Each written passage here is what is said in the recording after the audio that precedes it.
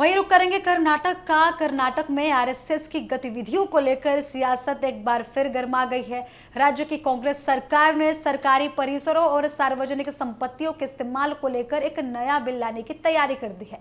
मुख्यमंत्री सिद्धारमैया अपने बता दें कि अध्यक्षता में उनकी हुई कैबिनेट बैठक में कर्नाटक सरकारी परिसरों और सार्वजनिक संपत्ति के उपयोग के नियमन विधेयक 2026 को मंजूरी दे दी गई।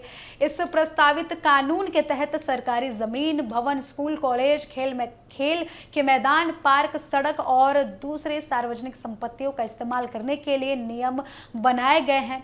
वहीं आपको बता दें कि निजी व्यक्ति, संगठन, संस्था या समूह अगर इन जगहों पर कोई कार्यक्रम आयोजित करना चाहती है तो उन्हें निर्धारित प्रक्रिया के तहत अनुमति लेनी पड़ सकती है। इस बिल को लेकर आरएसएस का नाम सबसे ज्यादा चर्चा में है। दरअसल कर्नाटक में आरएसएस की गतिविधियां और सरकारी संपत्तियों के इस्तेमाल को लेकर पहले से ही विवाद होता रहा है। खासकर सरकारी स्कूलों और अन्य सार्वजनिक जगहों पर आरएसएस की शाखाओं को लेकर कांग्रेस सरकार और बीजेपी के बीच लंबे समय से राजनीतिक टकराव चल रहा है।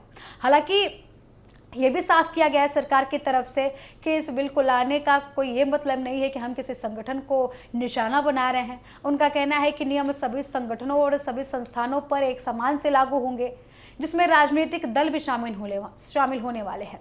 सरकार का तर्क है कि सार्वजनिक संपत्तियों का इस्तेमाल नियमों के तहत और आम जनता के हितों में होना चाहिए। सरकार के मुताबिक आपको बता दें कि प्रस्तावित कानून का मकसद सरकारी संपत्तियों को नुकसान न पहुंचाना है, गलत इस्तेमाल से रोकना है और बिना अनुमति कार्यक्रमों से बचाव करना है। इसके लिए सार्वजनिक स्थानों पर होने वाले कार्यक्रमों और गतिविधियों के लिए एक स्पष्ट कानूनी व्यवस्था तैयार करने की बात कही गई है। नियमों का उल्लंघन करने वालों पर कार्रवाई और जुर्माने का प्रावधान भी लाया जा सकता है।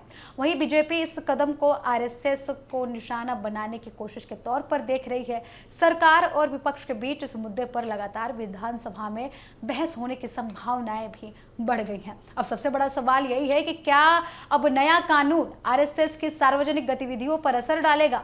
सरकार का दावा है कि कानून किसी संगठन विशेष के लिए नहीं बनाया गया, बल्कि ये कानून सबके लिए है, चाहे वो राजनीतिक दल हो या फिर कोई भी संगठन हो।